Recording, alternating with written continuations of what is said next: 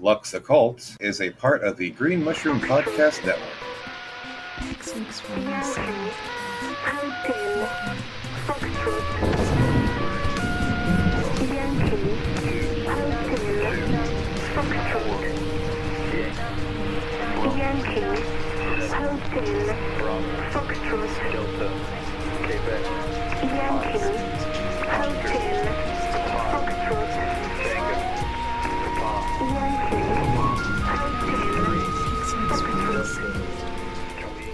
Aster, nasturtium, delphinium. We thought fingers in dirt meant it was our dirt, learning names and heat, and elements classical. Philosophers said could change us. Stargazer, foxglove. Summer seemed to bloom against the wall of the sun, which news reports claimed flamed hotter on this planet than when our dead fathers wiped sweat from their necks. Cosmos, baby's breath. Men like me and my brothers filmed what we planted for proof we existed before. Too late. Sped the video to see blossoms, brought in seconds, colors you expect in poems, where the world ends, everything cut down. John Crawford, Eric Garner, Mike Brown.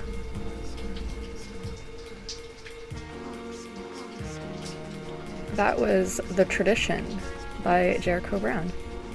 Hello and welcome to Lux Occult. This is the podcast where we gleefully taunt the mundane, butcher the Latin and most other languages, and also explore a variety of occult and esoteric topics, exploring the intersections of magic, science, art, philosophy, technology, and so much more through the lens of chaos magic. This is occultism for everyone. I'm your host, Lux Estrada, and if you're hearing the sound of my voice right now, that means that this show, like magic for that matter, are for you if you want them. There are a lot of different ways to be more free in the world, and using magic or making space for a spiritual practice in your life can be one of them, especially if this is done in an accountable way. As always, I don't speak for anybody but myself. People can, will, and should disagree sometimes with the things that I or my guests have to say on this show. Have we ever learned anything if we were all in agreement on all things after all anyway? And like those who attempt to be reasonable should be willing to do, I often do and will continue to revise my opinions and thoughts about things based on new evidence and new developments in the world. Alright, stoked to share a rad conversation I had with magician, author, photographer, and creator of talismanic jewelry and more, Jeffrey Groves, about how to recover from creative or magical burnout, and what to do when you're starting to realize that you might be experiencing it. Jeffrey shares about writing the novel, The Prince's Fighters, and about the concept of ritual play and their photography work, including capturing magical operations like invocation, experimenting with spirit photography, and more. We'll get into my experience of modeling for such a shoot for Jeffrey, including an evocation that I did for the purposes of communion with my magical ancestor, Austin Osmond Spare, and invoking Venus Victrix. Diversions include paranormal investigation photography, talismanic jewelry, and more. So Jeffrey was also my guest in episode 66, Dionysus and the Sorcerer's Workbench, and we talk a little bit in there about the idea that devotees of the god Dionysus could be possessed by a sacred madness, which has the potential to be transmitted to others. And we're going to elaborate a little bit about that idea in the conversation that you're going to hear. So checking out episode 66 could be a good way to get some further context for this conversation, and also to hear more about some of Jeffrey's other work that we don't get into in as much detail here as we do there. Alright, lots of good stuff here. So before we get into it, let me remind you real quick that if you like the show or the other stuff I've been getting into, you can support it on Patreon. If you do so, you can take a bibliomancy break with me. Just email me your question and I will perform a bibliomancy and send you an MP3. And there are no tiers or levels or anything like that, so give as you will. And buy me a coffee is also an option for people who want to show their support but don't want to do the whole Patreon rigmarole. Thank you so much to everybody who's been supporting the show, whatever that looks like for you in your life, including being here. Thank you for listening. Your support makes the show possible by allowing me to cover the expenses associated with making it and thereby justifying to myself the crazy amount of time that it takes to put it together. I really appreciate the opportunity to be making this thing, and having the resources necessary to reach y'all is, of course, an integral part of that equation. So thank you so much to the people who are helping to make that happen. Although I am a pretty introverted person and find social media to be pretty overwhelming, I'm not there all the time or anything like that. It certainly doesn't mean that I don't want to hear from you all. I'm so lucky to have such amazing listeners, collaborators, cohorts, co-conspirators, etc. And we're going to get into a little bit of that in listener mail later, but I always welcome people's thoughts, questions, comments, suggestions, or arcane revelations for the listener mail segment. You can reach me at luxoccultpod@gmail.com, or you can hit me up on Instagram at luxoccultpod, or on Blue Sky at luxestrada919. All right, I'll be back after the interview to do the listener mail that I just mentioned, including a quick revisitation of the very good protest dogs, and share the Green Mushroom Project Statement of Resistance. But without further ado, let's go ahead and get into it. Here is my most recent chat with Jeffrey Groves.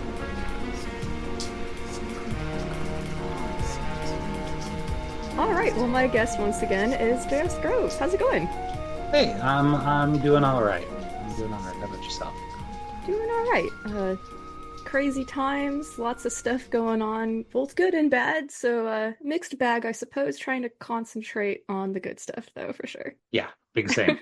Well, I'm so stoked to have you back and talk about some of the stuff that you've got going on, some of the stuff that you and I collaborated on, and also a topic which I don't really hear discussed that often, at least not in public, in a way that might be useful to folks who are maybe new on the path or whatever. The idea of navigating a magical slump, or even in a more extreme sense, like, the burnout and then recovery from that can occur sometimes when we either push ourselves too hard or just, life takes its toll. So there's all kinds of awesome stuff to get into here today, and people can go back and listen to episode 66 to hear about your jewelry and some of the other cool stuff there. And yeah, I was so stoked to be able to visit Kansas City and actually see the Sorcerer's workbench for myself, and pick up some of your very dope work for myself.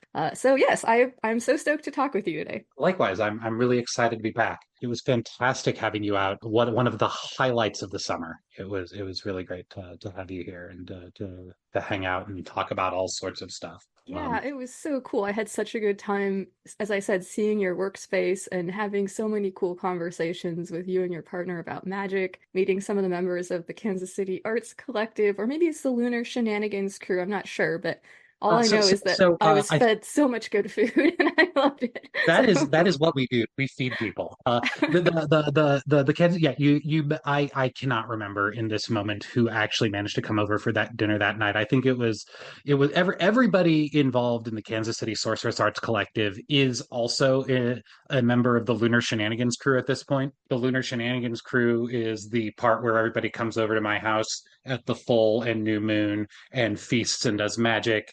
And the Kansas City Sorceress Arts Collective part is where we go out into the community and teach workshops and run rituals, which of course we launched like 3 days before the pandemic, and so have not done nearly as much of any of that as we wanted to. Yeah, I love between it.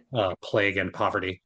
Yeah, I love it. And I love the idea of the accidental Hecate cult, which I definitely have been involved in several accidental Hecate cults. It was much more accidental for me than for several of the other people involved in the group. At the time that got started, I was still really resisting working with any gods at all. And it just kept coming up and kept coming up and kept coming up. And pretty soon I was like, all right, if we're going to keep doing this, I should probably have a statue in the house. And that, of course, accelerated things. And then the Hecateon, and so we're the accidental Hecate cult. Yeah, I love it. Fuck yeah. The Hecateon is great too. I haven't actually gone through all of it yet. I'm at a place with my Hecate work where I still want to have that sort of like hermetic seal on things and not have a lot of outside interference or influence or whatever. But I have been instructed to crack it open a few times, and I'm like, damn, this dude's as horny for working with Hecate as I am. I'm here for it. So... I've not worked my way through the whole book either. I've worked it as far as I can for the moment, and am up to my eyeballs in other things for the foreseeable future. I will get back to it when I get back to it. Yeah, that makes sense. And for me, I Since think everybody has their own path to walk to, and I can enjoy like, seeing the cool pictures that somebody has taken on their journey and stuff that when I take that journey, it might look different for me too. So, yeah. I'm much more of a freewheeling mystic than I am a devoted acolyte of any god or book. Yeah, And fuck yeah. on the one hand, that's harder, and on the other hand, it's more fun. Yeah. And I think it just different people's personalities. I think there's a lot of stuff about like what our relationship with things like authority and stuff might be like. I've meditated on this a lot, and to each their own is where I usually come Yeah, back yeah, to. yeah. So Yeah, no, the my tendency towards anti-theism is fundamentally rooted in my anti-authoritarianism. Uh, yeah, relatable. I get it. Yeah. But then there's also these parts of myself where like I crave parts of that. Like, and I don't know if that's a human thing or just like a kinky person thing or whatever it is for me, but like I finding ways of like reconciling that has been really fun and interesting too. yeah, same, big same. Fuck yeah. Well, so in today's trying times with and what times are not trying, right? I suppose this is probably evergreen content, regardless of Like, when people hear this. two things are true. We are living in wildly unique and interesting times, and there's always something on fire. Yes, that's true. And also history does it doesn't necessarily repeat, but it does rhyme, as they say. I forget who that quote is from, Yeah, but it is true. yeah, I wish I knew who said that. His history doesn't actually repeat itself, but it does rhyme, I think is the full quote. No, I'm gonna have to look it up after the episode. But I don't know who said it. I should, but there's a lot of truth to it. There are as a student of history in general and ancient history in particular, both the most reassuring and most disheartening thing is that humans have always been like this. Yeah, and even the questions that we're asking about like AI and stuff, like these are the same questions the ancients were asking about like all technology in general. So, yeah, it's all been this way for we really haven't changed that much as we like to fucking think that we have. Aristophanes could go on Saturday Night Live and no one would notice Dude, that his Aristophanes is dated. fired. Like when I first read Clouds, I laughed my ass off. It's hilarious. I hate Aristophanes only marginally less than I hate modern comedians. But I can recognize the pattern. It's the humor impaired thing. I think that what I enjoyed about it is that I was introduced to it right after we read like I went to a school for like classical shit. Like so we were introduced to it sort of right after we did a lot of like Plato and Aristotle, and so the kind of the jabs that were taken at these folks were very like refreshing, I think, at the time. So it was very Oh, I would I would 100% relate to that. If I might have actually liked ancient Greek comedy more if it had been framed in as a direct response to ancient Greek philosophy instead of taught in two separate classes where neither acknowledged the other existed. yeah. And so I was lucky to have been introduced to it from that. I was like, yeah, Aristophanes, get him, so. I'd have poisoned Socrates too, and if I'd been Socrates, I would have drunk the poison. Well, maybe on that note, in these trying times, and as I said, this is probably evergreen content. Like it's easy to become overextended. It's easy to feel burnt out. It's easy, and it's also natural, I think, to have ebbs and flows in one's magical practice or one's feeling of connection with allies or with others, or ebbs and flow in one's, desire or interest in their practice. And so I'm curious to hear some thoughts about how you might have navigated this in the past or how you're doing so presently. Yeah, yeah. So actually like that was going to be the first point that I wanted to make, which is that regardless of the times we're in, regardless of what's going on with your life, everybody's practice ebbs and flows some. Like I have been doing I started in 1996. The first real slump that I can remember was probably around 2000 or 2001. And it was so bad actually that like I'd just fallen out of doing magic for so long that I'd started to wonder if all of my experiences had been hallucinations and delusions. And then I went to a pagan festival and it was like, oh no, no, this was real. I'm back. I'm in it. but like, yeah, we all, everything we do ebbs and flows. You're only at the top of your game for like a moment before you plateau or even dip back down. And I think the slump that I'm kind of working my way out of now is kind of a product of like both ends of things. Like it started shortly after like a summer of 2023. I was having like some of these intense ecstatic and visionary experiences, but like there were some things going on in my personal life, and then I got sick around my birthday, and it crashed hard, and I still haven't fully recovered. Like I'm dealing with some crises of faith, some just plain old exhaustion. I'm not sensitive to energy like I used to be, though ironically I've never heard the voices of the gods and my spirit court as clearly as I currently do, which I always assumed that there would be like more parity between those two kinds of psychic sense, and that has not been my experience at all. So I guess like the first thing that I wanted to say was that like you're going to go through a slump sooner rather than later. And so the second thing I want to say about that is when you realize you're in a slump, that's okay. It happens. My first piece of advice for people is at that point, don't immediately try to jump back in at all, let alone like the high point of your practice. Like just take a minute to be like, okay, I'm in a slump. How does that feel? How did I get here? Where do I want to go from here? And please feel free to interrupt me as I wax verbose. Uh, but for one having been like shit, I'm in a slump. I've fallen off. I personally, in this slump, have managed to maintain my daily practice, which is going on a personal record of 4 years now.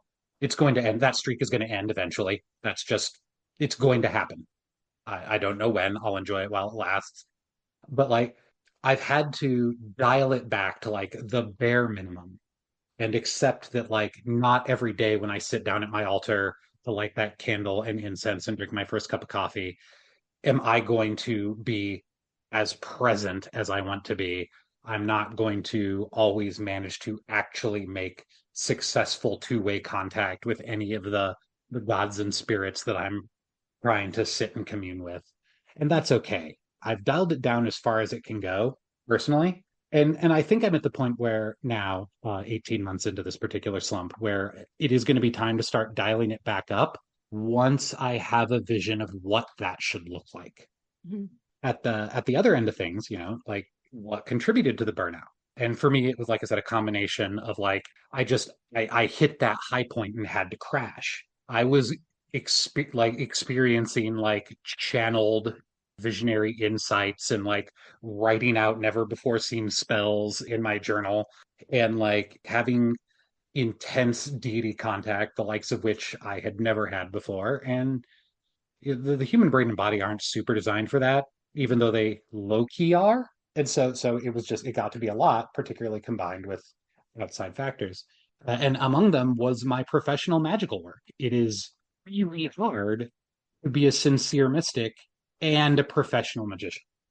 Yeah. So anybody out there considering that route, it's harder than it looks. Yeah, I think I can kind of intuit where some of the tension might lie for that. And I would like to return back to this, but I just want to comment real quick on the sort of idea of these like, peaks that we can hit in our magical practice. And so there's the eventual, come down from these, peak experiences or, these peak series of experiences or whatever it is. And I'm thinking about that, classic movie, Holy Mountain, Alejandro Jodorowsky's film. And here's a spoiler for it to anybody listening. So plug your ears if you don't want a spoiler. But the idea that, we climb this mountain like thinking that we're going to meet these like enlightened masters, but like what we really meet is ourselves, our sort of like higher selves, or the new version of ourselves that this journey has created, or how we want to interpret that or whatever. But even in the film, it's like, okay, now it's time to leave the mountain and go back down to like normal life again. And navigating between those spaces can be a difficult like journey to make. And if you're in a space like of mysticism for an extended period of time, switching gears to just do the like kind of functional business, being a professional anything requires partaking in capitalism and all the rest of what that entails. And switching gears like that, at least for me, can sometimes be challenging, especially if I'm going one like very, very far in one direction or the other. Mm, yeah. All of that, and also like for those of us who are doing any kind of magic publicly, the way social media has come to work, and I'm not one of those all social media is bad, it never should have happened people, but like The the way internet it was a has come to mistake. like I mean I feel it some days, but like but it's just the way engagement work, particularly on the algorithmic Facebook and Twitter and TikTok platforms, it's really hard to be like sincere and questioning because the systems really reward absolute surety. Mhm. And like, so you can't, it's really hard to be like, look at my magical jewelry that I've made. And also, and at the same time, man, this thing I just did really blew up in my face and I'm in my feels about it. Mm. And so I think that we all have kind of different kinds of slumps, right? Like, so like the kind we're talking about right now is a little bit of like burnout. And but there's also like you're in a new relationship or the latest version of your new favorite video game has come out and you're just like emphasizing other points of your life right now. And if you're in that kind of slump, play it out, play through, write it out, enjoy Baldur's Gate 3 or your hot new boyfriend or the cool new job that you've been working towards for years. And you know your magic will still be there when you get back to it. Yeah. If you're burned out, if you're collapsing under the weight of ecstatic visions that you don't really know how to process, or depression caused by world chaos, then the solution may actually start with actually the solution if you're dealing with burnout, the solution almost certainly starts with rest. Yes. Possibly but not necessarily, and this is where we've run into potentially giving bad advice, withdrawing from your online or even offline communities to try to like process what you have been through and what you are going through, relieve that weight of performance, Hmm. whatever it entails. I think rest is the first thing that like any kind of induced slump, for lack of a better frame. I think real rest, which is something our culture is inimical to, Sure. is probably going to be your first step. Yeah, being what maybe I would sort of in the past have contextualized as like intentionally lazy, like really fighting that, whatever sort of messages I've received about like it not being okay to just chill and do nothing. Like it's okay to chill and meditate because that's magical work. But to just literally let yourself chill and just do nothing or whatever the fuck you feel like, Yeah, yeah, watch TV or whatever, right? Like sleep in, those types of things can yeah. be very healthy sometimes. One of the best things I've seen in any magical book or class that I've ever been in the brief dream work subsection at the beginning of Sarah Master's Pentacles class, she's like, if you're struggling with dream work, probably the first thing you need to look into is, are you sleep deprived? Mm. You cannot do dream work if you are not fully rested. Yeah, totally. Period. The end.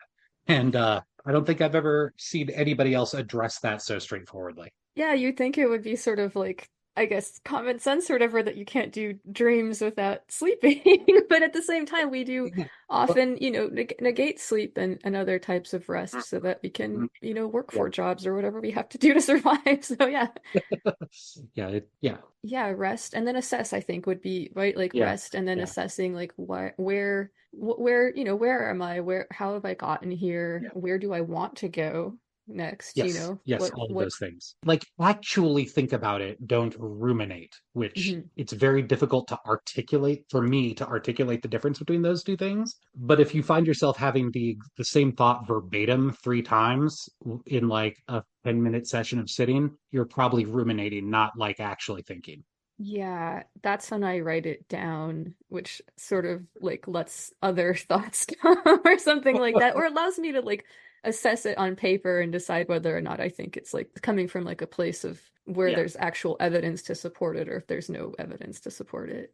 Yeah, that assessment I think is like the first step of really coming out of it. Be fantasizing, right? Like about like, well, where what would I like to, instead if like Yes. if I don't want to be here, it's okay to fantasize about a better life or a better world or better whatever it is that you would like to improve about what you got going on. So yeah. Yeah, I agree with all of that. I think that having okay, you're rested now, you're trying to picture what you want your magical life to look like. I think you should kind of like think both in terms of long term and short term.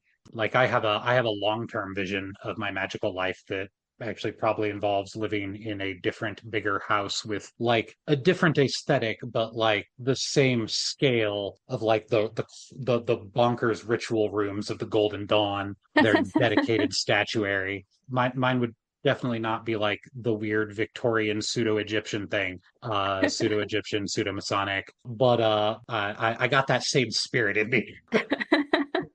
Love this for you. Fuck yeah. That's the fantasy, right? Like in the short term, I tend to do one of two, but particularly one thing, which is I tend to start winding back up with a some kind of back to basics course. I'll pick up a beginner book that I've had on my shelf for years. Actually, my crew and I, and they may be embarrassed to hear me admit this in public, but it is what it is. We used the Christopher Penczak Temple of Witchcraft books to reestablish our baseline on several occasions. We're bored with it now, and it's been I think 10 years since the last we tried, but it was really good. A self-directed course works just as well. Like, all right, I'm going to start with 2 minutes of meditation a day. I usually start with five. Sometimes that's too much. 15 is definitely an overly ambitious get started again goal. Like it doesn't sound like that much time, but like it really can be, particularly if you're shooting for daily. Yeah. For me too, if Uh, I tell myself I'm going to do something for a shorter amount of time, I often find that like once I get into the groove, I'm like, oh, I actually like this, and I do it for longer than I planned to. So like that's one way I can sort of like trick myself. yeah, no, actually, so like historically, I've used a timer to tell me when I've met my time goal. The last couple times I've sat down to meditate, I started a stopwatch Mm. instead. So I can glance down and see where I'm at and be like, no, I can go farther, or no, that's enough. Yeah, You that's know, smart. Yeah, fuck yeah. and if for whatever reason you're not up for the back to basics run, for whatever reason, consider taking a structured class. And that sucks a little because I'm telling you to spend money about the problem, right? But like a structured class gives you like an accountability system and also creates like a very concrete, finite list of things you have to do. One of the things that has really kept me from falling any further off the rails this last year is the Sarah Mastro's Pentacles course that I started last May. It's absolutely outside my wheelhouse. There's a lot of parts of it that the practice, not the course per se, that are uncomfortable for me as a polytheist with a lot of trauma around Christianity and anti-authoritarian, anti-theist tendencies. But it's a concrete practice with clear goals and a clear end. Sense like having some kind of structure as a scaffolding can be really Mhm. useful. And for people that Yeah. are like allergic to that stuff, maybe some simple sigil work, about like where am I trying to get and some small steps on that road. I've done that as well from that space of fantasizing. I'm like, okay, how about Yeah. just some simple sigil work or whatever it is. Yeah, yeah, start out with Yeah. something really basic and yeah. Yeah. Yeah. No, I mentioned the Masters class because it's the thing I am doing, but like Aiden Wachter's Six Ways is just as good. It's simple, it's concrete. He explains his rationale for everything you're doing. It's not as structured as I would like for the specific purpose I'm recommending, but it's going to be perfect for someone. Visual The magic is another one I really love for like people who are really visually and artistically oriented. It's a great inroad for yeah. I don't know that one off the top of my head. Oh, it's fantastic. Yeah, it's very cool. So yeah, back to basics course or take a new class. The through line there is re-engaging with your magic and with the magic community in a deliberate and conscious way rather than just trying to go back to your old habits without reconsidering them, like really trying to like step by step reincorporate things and see what works for you now, which might be different than what worked for you before. Yeah, absolutely. And that's okay too. I think one thing that I like to try to remind people about that ask me about this stuff is like your magical practice is there as a tool to serve you, not the other It, way it, around. Like, and so it is a means, not an end in and of itself. yeah, and like it can be, I think for some people, like especially for those who have been like raised in certain religious contexts or whatever, there can be a lot of feelings of anxiety and other things surrounding like approaching deity work, for example. Like, will the deity get mad at me and punish me if I like don't do my devotions right every day and stuff like that? And in my experience, the answer to that question is going to be no, right? Like it's a relationship that you're building and I mean, maybe if that's the kind of relationship that you want to have, you could build something like that, and perhaps that's what's been done in some places. I'm not sure, but like it doesn't have to be like that, I don't think. So the tools that we use are there to serve us and in our lives and all of the rest of it, and we don't have to become servants to them. I got to be honest. Like 30, quickly approaching 30 years of doing all of this, I cannot think of a single person telling me a God has punished me story that didn't sound more like bad luck or self-sabotage. Yeah, or people like getting Or, justice you or know, whatever. Or, like it, I don't know. it, Yeah. now I've heard stories that definitely sounded like somebody pissed off somebody in their own spirit court or ran across some wandering land spirit and pissed them off. But like, and maybe the occasional initial attempt to make contact with a deity that was responded to with, not you. But but nothing that sounded like actual divine punishment. Just Yeah, I think that like it can like be particularly sticky territory and oftentimes problematic when we begin to assume that we can understand what the will of any particular god might be and then say it to other people or whatever. Like, I think there's always a sticky territory and perhaps a problematic road to go down. So I think, yeah, that, and I think that this yeah. we're starting to get into that territory here when we Yeah. say this, right? And so and yeah, just this is just a friendly reminder to those. Several people have actually, addressed this with me and everything. So yes, if this is Yeah. hitting on something that you're anxious about, just wanted to mention it. Yeah. In all my years of practice, the closest I've come to hearing a story that actually sounded like someone had actually pissed off a god that they had a relationship with or wanted a relationship with. The favors they were asking for were snubbed until they had either performed some sort of restitution Mm. or conditions changed. Like, Yeah. but snubbed and punished are not the same thing, Yeah. And as so much as white America thinks otherwise. it's true. And well, and for me too, like as as coming from, chaos magic background, right? Like I like to look at these things through different lenses, right? And one of them is through the lens of psychology. And it's like how much are these feelings like our own projections that we're putting onto the gods or elsewhere too? And I think that's always something to keep an eye on as well.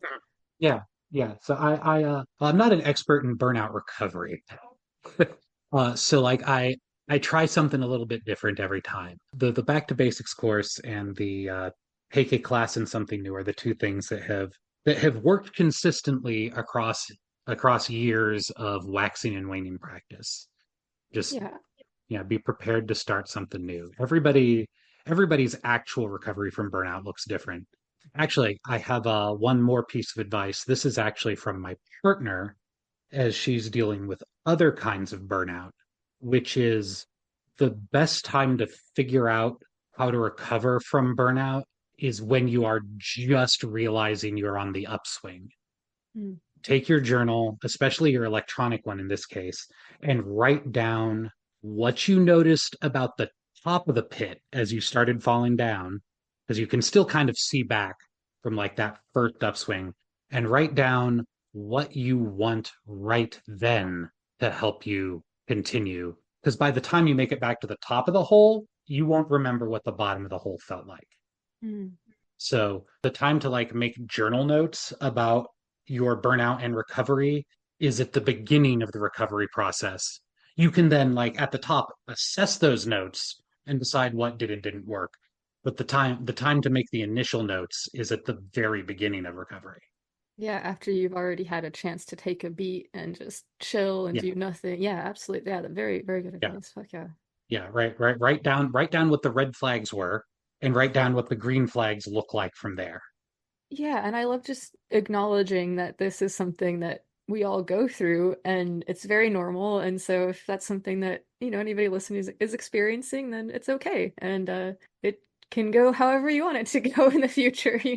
But just having a sort of plan for these things, like have it, and this is something that I've noticed in some circles, like the idea of any admonition of something like this happening, there's anxiety about that reflecting poorly on one's quality or skill or something like that, which I think is really unhelpful because No, it it, really it doesn't it, acknowledge the reality, and it no, yeah, also it discourages people from taking steps that might help prevent it from becoming worse. So yeah.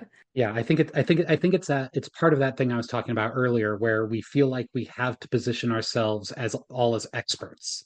And I am an expert at making certain kinds of magical jewelry, but the rest of it, I'm just another weirdo mystic sending back telegrams from the front. Yes, but you've already also been doing it since the Yeah. 90s, right? So like Yeah. No, no, yeah. that Yeah, also counts well, for yeah, something. yeah, it does. Well, and that's what it counts for, to me at least. Like an acknowledgement that I am one peer among many. We all have these struggles, and we would all be better if we talked about it a little Mhm. bit more, just like authentically, rather than the way we do often talk about it in the social media driven public these days. Sure. Yeah, absolutely. But it is, it's hard to talk about your failures and the inevitable cyclical nature of a magical practice. A slump isn't a failure, but it can feel like one. Yeah, I was just going to say, I was like, I would push back on the idea of it actually being a failure. I mean, even Yeah. a failed experiment, like if I have a hypothesis and I design an experiment to like test and see if it's true or not, and the experiment is a failure, that's still very valuable Yeah, information about my hypothesis. So, the the, yeah, hy- the experiment has revealed that the hypothesis is flawed. If the experiment produced data, it is in fact not a failure. exactly. Yeah. The less colloquial but more accurate way to describe that. I did very Yeah. poorly in science classes, but I did grasp the theory. Okay. Well, I did It's the horribly in history and stuff. So between the two of us, we have the gambit Yeah, covered.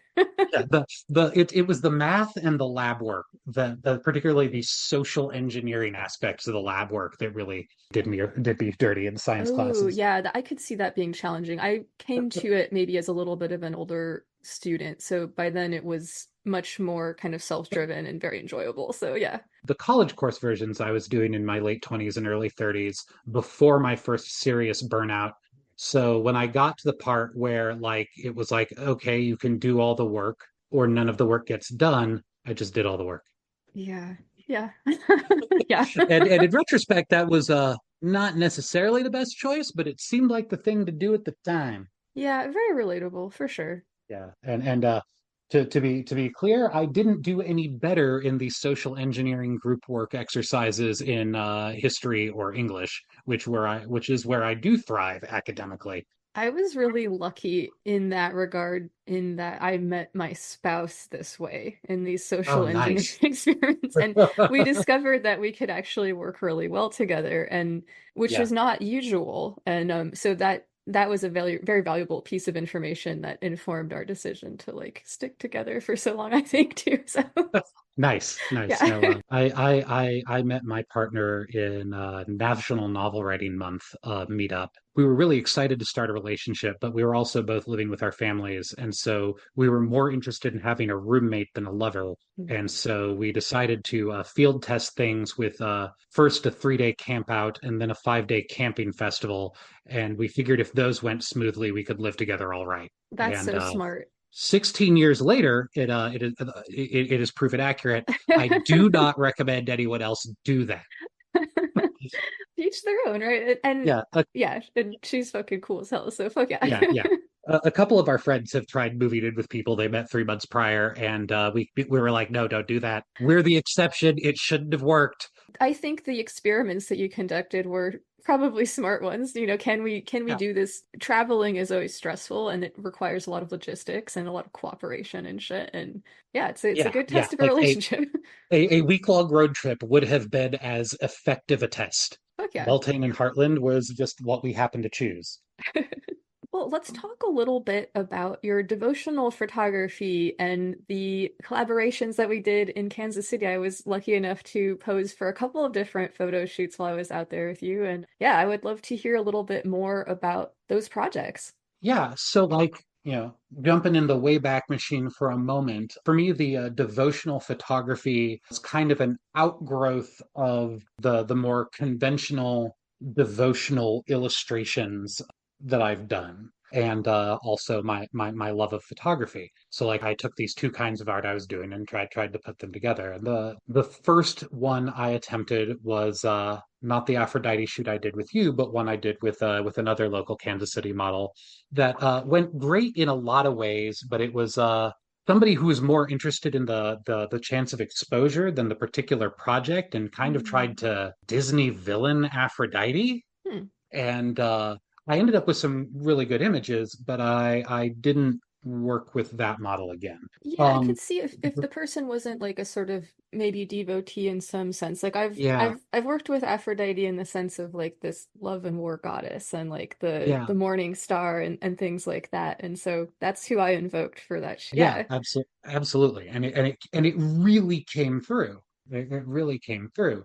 So I did that the summer before. I think it was 2023 was the first shoot, and then late spring, early summer of 2024, I put up a bat signal on the Discord server looking for collaborators for various devotional shoots and spirit photography experiments that I've been wanting to do basically since I started playing with the camera again as an adult. And you responded with interest in both, and I was really excited and flattered for that because well I'm dirt poor and can't really travel more than a day's drive, and you offered to jump halfway across the country to participate, Well, it which was, yeah, I was lucky to be able to find like a really inexpensive flight and yeah, and it was the perfect time to kind of get out of Dodge for me anyway. So like, yeah, it was perfect synchronous timing and I was so excited to have the opportunity. yeah, no, and it is really really exciting.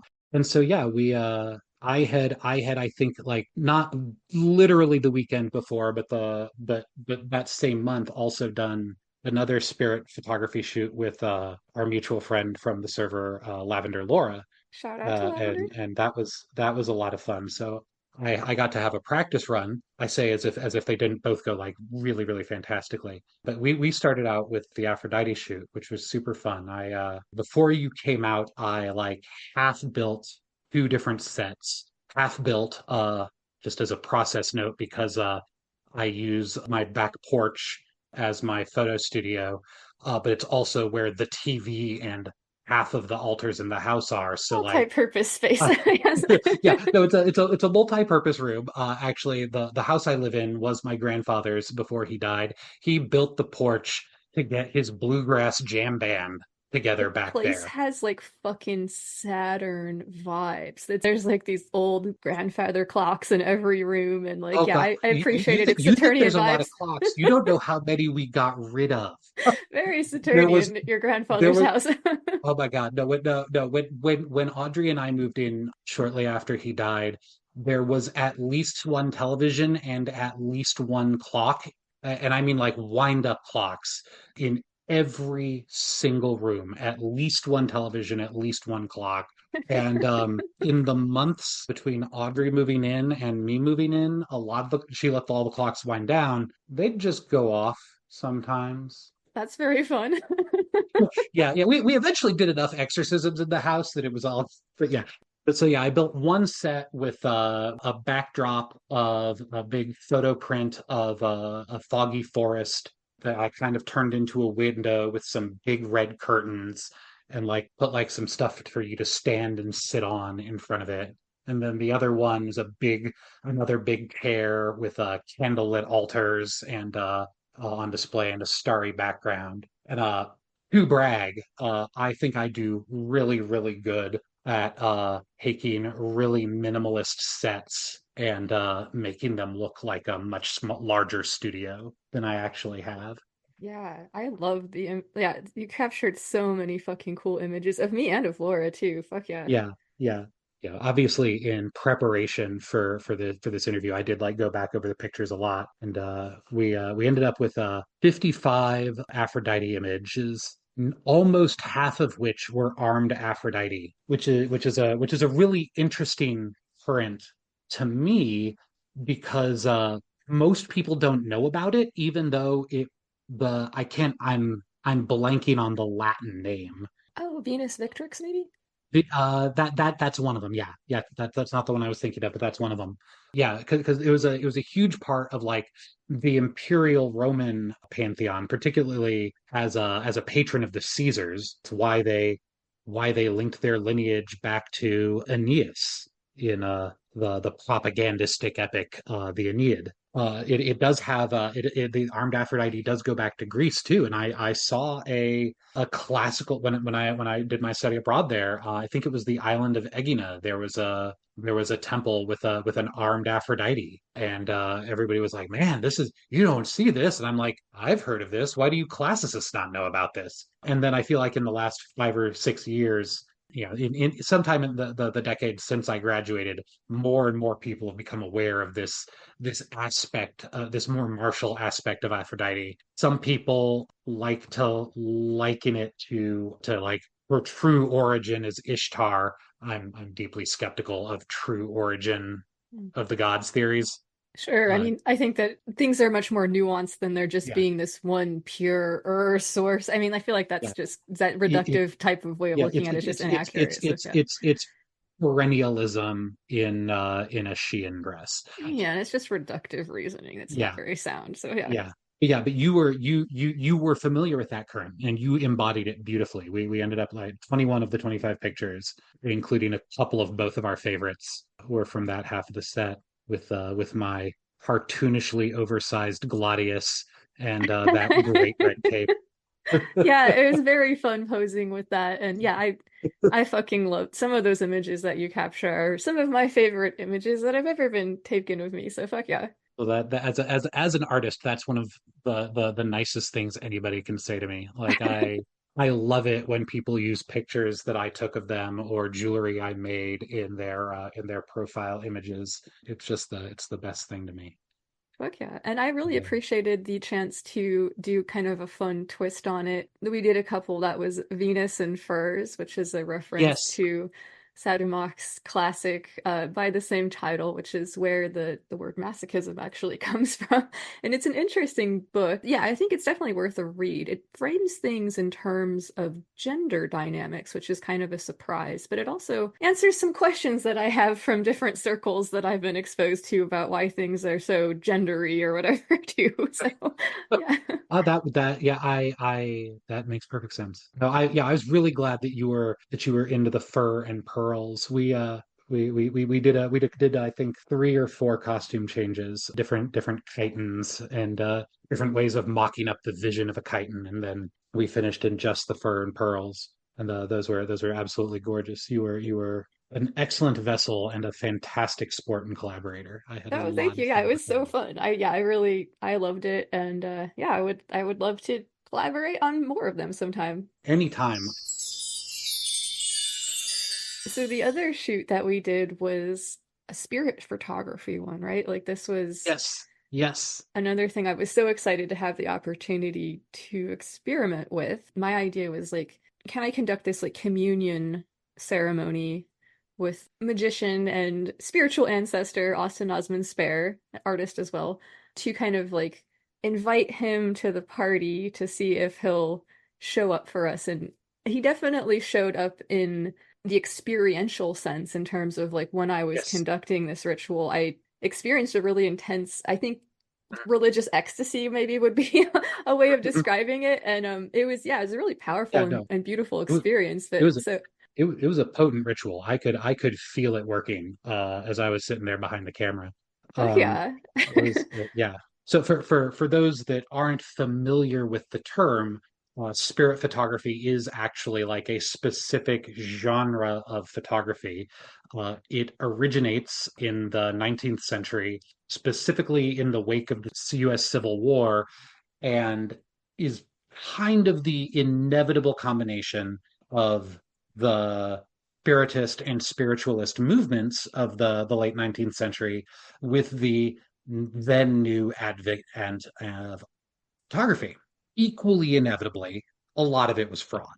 As a professional magician, a lot of the people in the spiritist and spiritualist movements of the late 19th and early 20th century were just straight up frauds. Or They were grifters and stage con artists. magicians. Like I feel like there is I feel like there's some interesting territory to play with here in terms of like the idea of the sacred trap or like this like how sometimes like you have to like get something like play to be you do a pantomime to like make it real or whatever. So I think there could Okay, be so some arguments to be made for some I of these people, but not most of them were there, absolutely frauds. Like you yeah, said, yeah, no, total hucksters. I was going to get to the I'm to so yes, sorry. I 100% agree with you. Like some of it was sacred theater, absolutely, and some of it was also just very sincere art, self-consciously fabricated, but like not in an attempt to defraud people. Yeah, Mhm. that yeah, yeah, and some of it was sincere magic. Probably some of the actual spirit photos that we have today are sincere magic, and some of them are probably yes, like that sort of sacred theater where you use the nature of the human mind to wind you up into real magic. Yeah, no, I'm Yeah. definitely not claiming that the entire movement was fraudulent or either historically or presently. Just you can't bring up the one without bringing up that Absolutely. there No, you're was. totally. And this um, persists today. There's still a lot of chicanery that goes on in mm, magical circles still. So yes. yeah, yeah. Fortunately, we've got for good and ill, we've got things sorted out to a point where a lot of like the real fraud is like borderline email from a Nigerian prince level of obvious. Mhm. No legitimate magician or psychic or counselor is DMing you on Instagram to offer you a Sweetie, I reading. read your aura from your picture and I have grave news to share with you. Yeah, yeah, Really, like tell me more. yeah, as obnoxious as those are, like it's real easy to spot that. But I've wanted to try my hand at spirit photography since I first got my own digital camera. As a fun aside, when when I first saw digital cameras, they were new and rare and expensive, and lots of people I knew sincerely believed that a digital camera was going to be a better way to get spirit photography or supernatural apparitions than an analog camera. Hmm, As digital cameras became ubiquitous, a popular opinion flipped. You needed real film to get apparitions. And it was interesting. wild to me. I Yeah. use a digital camera because dark rooms are gross and expensive. Yeah, and it's a lot. It's a lot of work, and I fucking sucked at it when when I always fucked it up. I was so clumsy in there, and yeah, I'm not afraid to admit that I was so happy to have gotten my first digital camera. Yeah, I was bad at it, but also it was eighth grade, so like maybe I could have learned, but I found I don't have a very good sense of smell. I could smell those chemicals. Yeah, Didn't it's like it. gross. Yeah, for sure. Uh, so flashing forward at this point, like 15 years, like I've talked a lot about like trying to do like spirit photography shoots, get somebody to do some kind of conjuration ritual while I would set up with my camera to try to take pictures. and you and Lavender Laura were the first volunteers I ever got. Well, the first volunteers that we went beyond, yeah, that sounds cool, to actually scheduling and doing a shoot. Hmm. And from my end, what I did is I set you guys loose. I was like, design your ritual. I can design a ritual if you want, but it's going to be more effective if you do it. If you do it for yourself, if for a goal of your own imagining, you have a ritual you've been looking forward to doing and think would be extra stylish, this is the time. And I showed up with my camera and I prayed over it once we got our sets built, and you guys did the work, and I took the pictures, and I feel like I got really strong results, especially for like first try. I got a handful of classic orbs in both, and in your set in particular, I got some really wild smoke shapes that actually I had initially dismissed because of the way, human brains do a thing called pareidolia, where Hmm. you see patterns that aren't there. And my brain does it extra strong to the point where I dismissed a face in one plume of smoke and some apparent writing in another because, well, of course it looks like that to me. That's what my brain does. But other people looked at it and saw it too. And so I went back and added that to my list of successes. Yeah, fuck yeah. And some of those images are very fun too. Like I think Yeah. that one of them might be a fun like magician card from Tarot image, like of Mm, yeah, the yeah, that would be fun. Obviously, as I went into it, I was like, best case scenario, get a ghost. Worst case scenario, I get some awesome photos. yeah.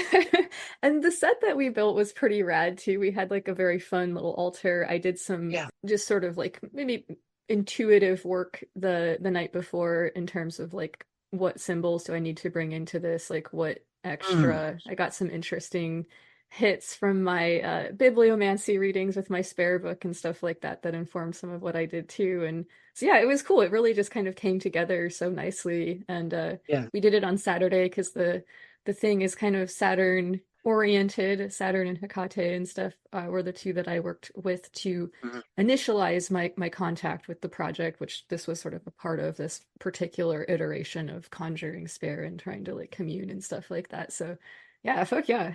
Yeah, yeah, no, it was fantastic watching you work. I was really, really excited by like how much energy and intention you brought to the whole operation. Your costume was fantastic. The ritual bling that you brought from home was fantastic. We also of course used a lot of my altar bling collection because I've lived in this house long enough that I've accumulated tiny things for altars. Yes, you can definitely tell like a wizard lives there, right? It's very cool.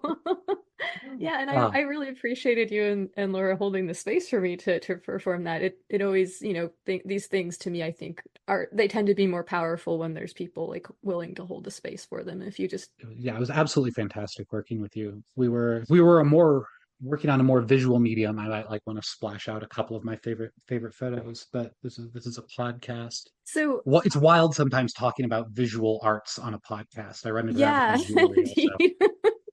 But I mean, people can go and check out the Yeah, images if they want to, and I will try to remember to put some in the YouTube version of this if my brain allows. There's a lot going on, so apologies in advance yeah, if I forget, but hopefully I'll listen back to this as I'm editing and remember to do that. I was yeah. listening back to our conversation in episode 66 a little while back, and one of the things that we discussed in there in terms of some of the jewelry that you've made for your pride lines was these Dionysiac eyes and the Yeah. concept of working with Dionysus in a devotional sense and like, this concept of one being kind of possessed by Dionysus and that Mhm. possession being something that can be almost contagious and like looking into somebody's eyes as this is happening. And I thought about that and thought how interesting would that be to experiment with in like a photographic sense, like have perhaps me or somebody else, like invoke the god and kind of like allow oneself to be partially possessed by this madness and like try to That capture would that if we that feel would like it's safe to do so on camera. oh oh no, that would be fantastic. I'm kind of noodling on a different Dionysus shoot, but this sounds like every bit as much fun and would produce a very different vibe visually. Yeah, no, I'd love a chain possession Bacchanal photo shoot. That would be so much fun. Yeah, Yeah. start out with one person very deliberately and consciously invoking Dionysus with or without the aid of a mask, and then like trying to spread that possession by eye contact contagion to other dancers, because it's got to be dancing, right? Yeah, dancing makes sense though. Yeah.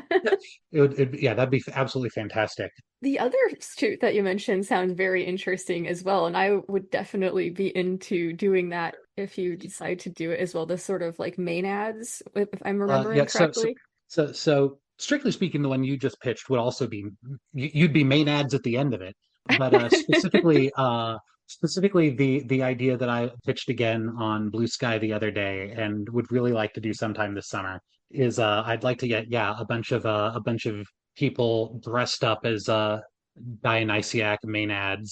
Maenads, for those of you who are not familiar with the term, is the name for women initiated into the rites of Dionysus, specifically those that followed him for his troop from city to city, doing initiations and festivals. And they are famous essentially for living outside the borders of civilization and doing things that women aren't supposed to, like getting roaring drunk and tearing men to shreds and eating raw meat. Sometimes the men in question, which the technical term for which is sporagmos, which brings us to Sporagmus. the shoot, where I want to get like a handful of women to play maenads. You know, get a bunch of pictures of them dancing, circle dancing in a field somewhere, and some dude comes up, some fucking man, and they just descend on him. And like, I want to get like blood and viscera from a butcher shop and get pictures of them just like throwing intestines up in the air, coming up, you know, their faces splattered in blood, taking bites out of like hearts and livers, and then resuming the dance. And then the man comes up, soaked in blood, wearing a Dionysus mask, and joining the festivities. Fuck yeah, I love it. This is reminding me of the movie Uh, Midsummer. yeah, no. The hardest part of this is going to be covering the cost of the costumes and coordinating schedules with people, because I don't know that I've pitched this to anyone who didn't think it at least sounded like fun. Yeah, it sounds rad. Fuck yeah. Well, if it's possible, I would love to participate. Fuck yeah. Yeah, no, I would love to have you there. And I'd like to do it out at the Gaia Retreat Center, because I feel like that's my best bet for getting a bunch of people out in gauzy robes and covered in pig's blood, and not as all of us go into jail. It's a really beautiful space too. I was lucky enough to have been able to visit and skinny dip there and everything. It was super fun. So Yeah. yeah, Yeah. Anybody I get to come visit Kansas City, I belay them into checking out the Gaia Retreat Center, which super is worth it. just Fuck yeah. a truly fabulous space by pagans for pagans. One of the best things for me personally to come out of the pandemic is that you no longer just show up and drop a $20 bill in a safe box, but you actually like register in advance and can have some sense of how many people are out there on a weekend Mm, without having to violate anybody's privacy by knowing who they are, and the land can track and cap visitors at any given it's time. really cool. Yeah, that was yeah, it was such a fun time. There's all these little different like shrines to different Yeah. deities. We walked around. I had some little boxes of wine that I made some offerings at the shrines with, and yeah, it was super fun. Yeah, it was an honor to be able to show you around and introduce you to the land. It's one of my favorite things in the Kansas City metro. One of the things that keeps me happy being here. Fuck yeah. Yeah, it's always cool to like find those local jewels because they're, no matter where you are, there's got to be some kind of cool little, Mm. secret place. Well, I assume. I'm sure there's Yeah, no, places I that know that suck in general, but yeah. I know that there's a half dozen similar campsites across the U.S. There was one in Indiana that I never got to go to, just because like I was, when I went to college like it was a full-time job. Hmm. And I know that there used to be one in Michigan at least. I don't- you know, th- And one in Indiana. So there's a few throughout the country. And I figure most states there's the folks who know where they are, and hopefully I'll get to meet more of those sites later. So the other thing that we were going to talk about is the novel that you're working on, or series, Yeah. right? So I have had, since I was 16 years old, two novels that have been trying to claw their way out of me. The first one I finished in 2015 and published in 2016. That was The Mark of the Wolf. It's a standalone novel that will eventually be the first in a series, but the real world horrors got a little bit too close to the horrors I was writing about, and that took some of the fun out of it in 2016. And the second one, which I've been working on off and on for just as long, is The Prince's Fighters, and I finished that middle of last year and have been working on putting the final edits on it. And I've started publishing it as a web serial just this month. The first chapter dropped last weekend. The second chapter is going to drop this weekend, and we're of course a few chapters ahead on my Patreon. But it's this novel has been with me, in my heart since 1996. It is the adventures of two wizards.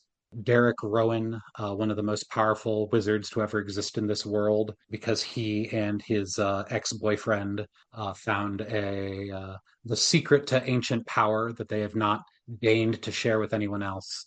And Kanare, the first elf to disdain her people's sorcery and study human wizardry. And Fuck yeah. these two wizards are accompanying the deposed heir of the Venkari imperial throne as she attempts to find some way to reclaim her father's throne from the most powerful wizard in the history of the world, who took it with Derek's help. So at the beginning of the book, she has to convince him to help retake the throne, and then they go on a quest to find the magic sword that will make that possible. And it's a queer normative epic fantasy. Derek is a bisexual trans man. Hinare is a polyamorous and bisexual elf. It's inspired both by the tropes of the fantasy genre, particularly the genre as I knew and loved it growing up, combined with real world polytheism and references to the Homeric epics. And it's I love this novel so much, and I'm really hoping people read and enjoy it as well. I'm gonna Fuck publish it yeah. one chapter a week Yeah, well, that's until exciting. Very until it's cool. done, probably about the middle of next year. And sometime in the middle of there, I'm going to crowdfund a print release. So you're publishing it a chapter at a time as you're still writing it. That sounds like I would be so scared to do something like So, that. But so I mean, yeah. the novel is done. I'm just putting the Okay. final touches and editing it. Gotcha. Okay. The last handful of chapters need a little bit more work than I thought, but those as I publish chapters 8 and on Patreon and 2 on the web, I'm not too worried about how long it's going to take me to make chapter 65 perfect. Sure. That No, makes but it's sense. it's Okay. done. It's so close to ready. I've this is actually editing pass 7, so I'm very very confident in it. It's done. Okay. Okay. I just have If to. it's I editing past 7, then that sounds much less scary than I had anticipated. yeah. Like on editing pass 6, I noticed one Chekhov's gun that I'd left lying on the floor Mm. from early chapters. And so like I'm having to do a little bit of restructuring of the end, but like it's done. It's ready. By the end of this month, it'll just be formatting edits for digital and then print. I fucking love it. I honestly, I like kind of sometimes intentionally will leave like loose ends in the narratives I construct just to like Hmm. remind people that they don't get to know everything. Oh no, I've got also Like, no, yeah. I am definitely not a tie everything up in a neat bow writer, particularly for this set of stories. Like there's gonna be readers who are big mad at me because different characters in this book have different ideas about what history looks like and how the rules of the world work. As we get into later books in the setting, because this is a standalone novel, but there are more stories to be told in the same world. There are going to be radically different understandings of how history came before and how magic works and who the gods are. And they're not going to be reconcilable because that's not how things work. Would I say that I discovered a Chekhov's gun? I meant something very much like a wasted opportunity mm, to dial up the tension. okay, hell yeah. Yeah. So it's so the we're up to chapter 7 on the Patreon, patreon.com/JSGroves. Address me as Jeffrey, but I'm on the I publish my fiction as JS Groves and my occult works as Seder Magos.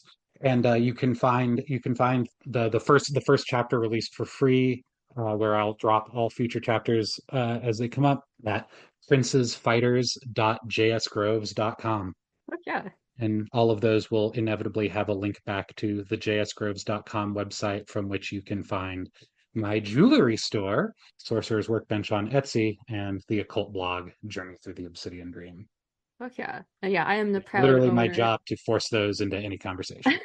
Yeah, I was gonna say I'm the proud owner of one of your pieces. It's a Gorgonia set of prayer beads, and it's really fucking dope. I was working with Medusa when I came out to Kansas City and stuff, and I saw this thing and it really called my name. And yeah, it's one of my favorite pieces. So yeah, people I can see a picture of it on my Instagram, or you might have pictures of it on your Etsy too. I'm not sure, but yeah. No, it's not on the Etsy anymore. That was a one of a kind piece. You have the only one that has ever been made. I might make another set of Gorgonian prayer beads, but they'll be different. That one was that was, Sweet. every time I do a drop a handful of new designs, one or two of them are unique one of a kind pieces that I'll never make exactly the same again. Oh yeah, well that makes it even doper than I thought. So I love Yeah. it. Yeah, I was really glad to see that piece in particular go to a good home. Yeah, it has these gorgeous like casts of rattlesnake vertebrae and it's got tiger's eye. It's just really pretty. So yeah. So would it be okay? And I really appreciate you spending so much time getting into all this stuff with me. Is it okay if I ask you a sort of like weird out there question that might tie together some of the concepts that we've talked about For today? sure. So we were talking earlier about this idea of, the sacred trap or sacred theater, and this being the sort of like way that a pantomime can bring something more divine or more other into the world. This is kind of one of the things that we were playing with a little bit in the spirit photography Mhm. shoot that we did. Can we perform these actions to have this other result? Like, I'm also thinking about spirit photography in terms of maybe a more modern context of looking at artifacts of light and being like, oh, these are orbs, these are spirits, they're extraterrestrials now that's a concept for us. And like, I think there's something interesting in the similarities between spirit photography and the images that are captured of UFOs or whatever are out there, right? So, yeah, just curious if you have any thoughts on that very out there question. Oh man. So yes, the term that I've been using to describe some of the visual artifacts in the spirit photo shoots that I did with both you and with Lavender Laura, the quote unquote classic orb, I actually specifically got that term not from traditional spirit photography, but from like more modern paranormal investigation work. That word is used simultaneously to refer to both like will-o-wisp style lights that people see in in proximity to all sorts of paranormal investigations, be it ghosts or Bigfoot or UFOs. But yeah, so I get that term classic orb from paranormal investigation, which like uses that term both to describe like when you see that in person and when you see it show up in photos. And like I'm very, in my write-ups for each of these products, I'm very real that in photography, most of the time that orb is a lens flare. But I like lens flares more than most people, so I know where in pictures they tend to show up with my camera and my lens. The ones in those photo shoots definitely don't look like where I've seen lens flares in my photography before, which is part of the beauty of like, being familiar with my equipment. But yeah, so I get that term from modern paranormal investigation, which uses the term that way. And there is every chance that like, the lights on your elbow in particular are actually like the candlelight refracting wildly through the crystal ball that was on the altar. I don't think so. The angles are all wrong. Likewise, the ones in the picture from Lavender Laura, the sun was an entirely the wrong place to put a lens flare in that photo where it was. Mm. But I can't know for certain. But I see these spirit photography projects that I'm doing as ritual play, not hard science. So like while I Absolutely. Yeah. am conscious of the most obvious mundane explanations, and see our discussion of pareidolia. I do also think that like magically and artistically, the work of producing the image has personal, spiritual, and cultural value. Yeah, I It's agree. it's it's a way of engaging with the world in search of meaning to create. Yeah, I totally agree. And I Did I think bring it's that so, back around? yeah, absolutely. And I was just thinking when were speaking just now, like how ironic it is that we still have this kind of, I want to say like enlightenment notion that like if something is quote real, it will be able to be captured by a camera or something. And that is in like that's so not true in today's like modern context. Like so many of the images that we see have no actual basis in reality. They're generated by algorithms or whatever it is, right? Well, So the notion that a photograph is inherently truthful is mid-century journalistic propaganda. yeah, Like absolutely. no one who's done any real work with a camera, or let alone any real research into the history of photography as a technology and an art form, believes that the camera is a heller of truth in and of Yeah. itself. The way that I You think about it is that like so the camera like all it can really do is lie. And by this I mean like it can only tell lies of omission and then one version of one truth Yeah, that it will show you, that right? Like yeah, yeah. It captures the image that it captures, and that image can be used to tell the truth. Like I'm mhm. not saying that photojournalism isn't real and important, especially in this world of Yes, yes, that's not what we're saying. algorithmic We fuckery. need journalists, and that's not what we're saying. Yes. But like the camera is a tool. It captures the image it captures, nothing beyond, nothing behind, and it's up to the person wielding the camera and presenting the image to point the viewer of the image in the direction of the truth that they are trying to tell. Hmm. It's like every other art that way. Art, it doesn't exist outside of context. Hmm. And yeah, this idea of like, putting out this image, like there's a lot that is adjacent to the way that I think about glamour magic with this conversation too, which is a lot of what so, well, some of my photography is that some of it's just pictures of me or like but some of it is this, a sort of like trying to like take on this certain aspect of a different type of personality, different part of the self or energy of a tarot card or whatever it is, a deity, in our case of our collaboration, but and to sort of make this assertion, like you're sort of making an assertion, like this is what I am based on this image that I'm choosing to show you. So Yeah, there's always this sort of like feedback loop thing that happens there, which is yeah, it's really interesting. yeah. At its very best, we can take your image of Aphrodite and my image of Aphrodite and combine them in such a way that some aspect of the true Aphrodite can come through to the viewer Hmm. if they are receptive. Yeah, That absolutely. that's a lot of ifs. That's a lot of approximations, but it's fun and it's beautiful and art is its own end. Hmm. And Art it doesn't sometimes necess art has other ends, but it is its own end. and it doesn't necessarily even have to be about the product. It can be the process of creating it. Mm, Like even if all of the pictures would have gotten lost and neither of us would ever have been able to see them, that would have sucked. But I would yeah, have still enjoyed the experience yeah, of doing the photo shoots too. yeah.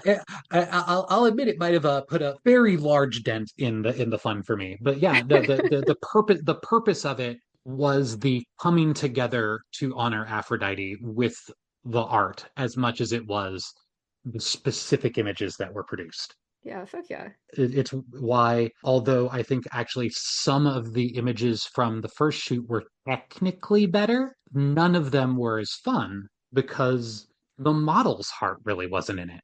And that made it hard for me to put my heart in it, which is why when I'm, pitching shoots, I try to find things that people are stoked about rather than just hiring somebody. Sure. There's also some poverty involved there, right? Sure. But I think that my artwork is better for the enthusiasm of the people participating in it. Yeah, absolutely. I think that yeah, that's something that I think definitely shines through in so many different art forms, like if your heart's in it or if it's not. And yeah. And this is why I like to talk about artists, not content creation. Well, I appreciate you sharing your thoughts about this with me. Yeah. Is there anything that you would like to speak about that I didn't ask about, or are there any questions that you would like to ask me? No. I think I'd like to thank you again for coming out and collaborating with me on those shoots. It was a fantastic week. It was one of the highlights of my whole year, and I'm really grateful to have been able to make that out with you, and then to come on the show and talk about it. Yeah, well, thank you so And, much for spending the time today and for, allowing me to come out and collaborate and for the kind hospitality. I had so much fun and yeah, I just really appreciate it. It's definitely one of the highlights of 2024 for me as well. So, and I look forward to more good times like that in the future, hopefully. So fuck yeah. yes, likewise. Fuck yeah. Well, Jeffrey, please remind people where they can find your work. All right. So the fastest and easiest place to find everything that I do is there's links to almost everything on jsgroves.com. I'm on Patreon and Coffee as JS Groves. I blog about magic at journeythroughtheobsidiandream.com. And you can find my web serial novel at princesfighters.jsgroves.com. Fuck yeah. And don't forget about the Sorcerer's Workbench if Oh you yeah, hadn't mentioned that. I'm so excited about all my other arts. I left off the jewelry You this got so time. much Yes. going on. Yeah, I do too many things. Yeah, I make occult art jewelry and just art jewelry, which I sell at the Sorcerer's Workbench on Etsy, sorcerersworkbench.etsy.com, and lots of those are long names because I come from an old version of the internet, and I'm sure Luxa will be kind enough to provide links in the show notes. Absolutely, yeah. And people can find some really cool, like Hecate devotional pieces there, Dionysus, the bisexual sword earrings. There's all kinds of really fun stuff there that people can find. All right, well, this has been so fucking awesome. I really appreciate it. And any last words or thoughts for the listeners and I? It's okay to not be okay. Love your community. Rest when you can.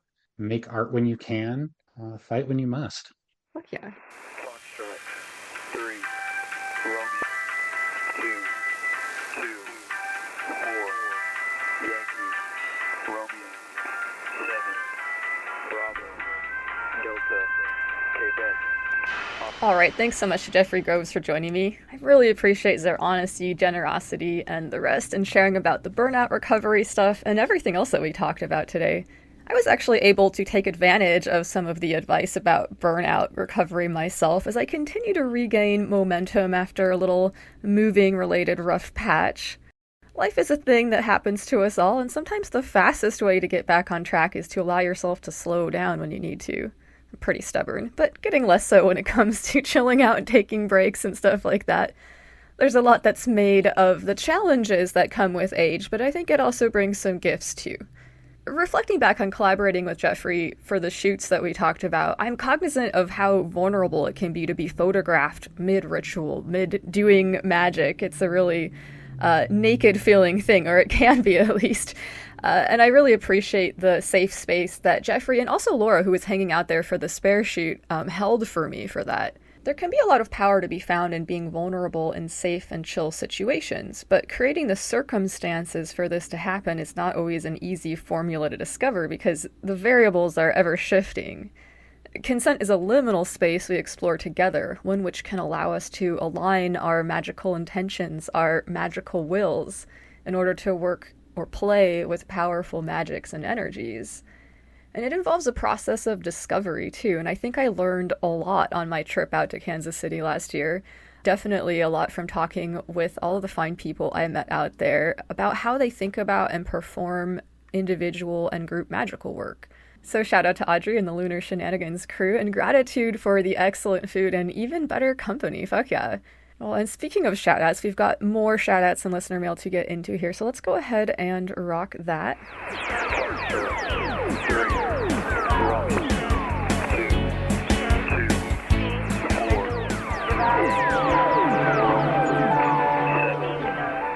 A very happy solo return to Jeffrey Groves, Audrey, and all of the fine Scorpio Sun folks out there, including Josh and Reverend Eric from Arnemancy. Shout out to everybody who I had the pleasure of meeting and hanging out with at Eric's very rad birthday celebration recently. The magical vortex here in town is strong indeed, and happy to have been gathered up by it.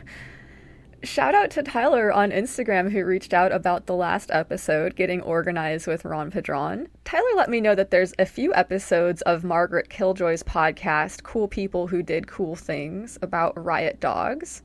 I'll put a link to them in the show description in case you want to give that a listen. It was super fun hearing more about the history of these dogs. And interestingly enough, Margaret Killjoy also came up during a recent recording for a panel discussion that we did for the Magic and Mental Health series. This one's going to be about boundaries and psychic self-defense. So shout out to Margaret Killjoy and everybody who joined me for the recent panel on magic and mental health for our little peer-to-peer discussion. Greetings and a hearty fuck yar to all the Pocket Wizards. Much love to everybody participating in the Green Mushroom Project and Void House, regardless of what that looks like for you in your practice. If you don't know, Green Mushroom Project is an ongoing group magical working based on the metaphor of the relationship that some fungi share with some plants, mostly trees. In a nutshell, if we, the magical practitioners of the project, are like a forest, the green mushroom magical current connects us and strengthens us in unseen ways. We also have this idea of spores, which are a little bit more of a celestial way of thinking about this energy. Our most recent big meta experiment is called Void House, and that's about investigating the healing and alchemical properties of consent, providing consent education to magically inclined people, and organizing consent-centered magical spaces for group work, both in person and online. We've got lots of fun and free activities going on the Green Machine Discord server, which is home of the Green Mushroom Hyphosigil Project and Void House. You can join us for our weekly Fungal Friday chats, as well as special events like ceremonies and seasonal celebrations. And there on the Discord, you will also find dick jokes and butthole haikus. It seems a little bit mean to tease you with butthole haikus and not at least offer a little poetry snack to wet your whistles with. So shout out to Charlie, who posted what turned out to be a very disruptive little meme, looks like originally posted by somebody named Scoob. Show me that butthole is 5 syllables if you're ever writing a haiku and don't know how to end it. So ever erudite, Arspex was quick to point out that a haiku rule most disregarded or forgotten is that they're meant to involve nature or the seasons. So this is offered. Amaterasu imparts her light into you. Show me that butthole. Ashwood offers this nice one. Gasping in the wind, watching the leaves and panties fall. Show me that butthole. And offers the alternative, gaping in the wind, or gaping passing wind as possible first lines there. Rabbit offers, show me that butthole. She whispers in my butthole. What the fuck's going on? Arspex returns with, my mouth a river, the hunger of beasts in me. Show me that butthole. A reminder here that the Spring Poetry Challenge is going to be about erotic poetry. Thank you to Lavender Laura for holding our poetry challenges, really enjoying those. Speaking of lavender, here is one offered by Lavender Laura. It's winter time now. Bare trees deeply hurt my heart. Show me that butthole. And Charlie comments that they're really happy that this stream has wrought such chaos in the Discord, and offers this gem. The weather has changed, dropping in time with the leaves. Show me that butthole. Frater Damiana returns with rising autumn moon, skin cooled by twilight breezes. Show me that butthole. And last but not least, we've got an offering from Cedar Deepstone. Show me that butthole. puckering in cold fall breeze, pinched tight until spring. Gratitude to all the pocket wizards who continuously brighten my day with bullshit such as you just heard. I fucking love it. Gratitude. So if you've written haiku about buttholes or have other things you'd like to share for the listener mail segment, you can reach me at luxoccultpod@gmail.com. You can find me on Blue Sky at luxestrada919 or on Instagram at luxoccultpod. Thanks so much to everybody who reached out with mail. Know that whether or not it was featured here, all the missives I receive are appreciated, nay, cherished. Thank you so much to the people who are making it possible to make this show by giving on Patreon or buy me a coffee, and to the people who are supporting the show by spreading the words. Tell all your friends, enemies, allies, and magical associates about it, as well as everybody you meet at the next PTA meeting, choir rehearsal, bake sale, anarchist collective coffee clutch, seance, or ceremonial potluck you should attend. You can also post about it on social media or write a positive review where that's a thing. That's a very helpful thing to do so people can find out about the show. And yes, don't forget to smash the shit out of that follow or alarm button or whatever it is on whatever you're using so that you can get updates when a new episode comes out. Gratitude. Alright. I'd like to return to the final thoughts that Jeffrey offered earlier, and I'll share the Green Mushroom Project Statement of Resistance with you all right after that, and bid you a fond farewell for now. Thanks so much for going along for the ride, and I'll remind you of what Jeffrey said earlier. Remember that it's okay to not be okay. Love your community. Rest when you can. Make art when you can. And fight when you must. And remember to resist. Resist by maintaining sovereignty of the self. Resist by maintaining love of the self. Resist by maintaining fierce loyalty to love and pleasure. Resist with acts of radical kindness. Focus on the path to better times. Fuck yeah. Thanks so much to Jeffrey Groves for joining me. Check out the show description for links to their work. Thanks so much for all the kind words and support for the show and my other work out there. Thank you to Hecate, The Void, and all of Team Unseen. And most of all, thanks so much to you for listening. Fuck yeah. Much love. This is Lux Estrada reminding you to stay strong, guard your mind, and stay fucking curious. Cheers. Lux Occult is a part of the Green Mushroom Podcast Network.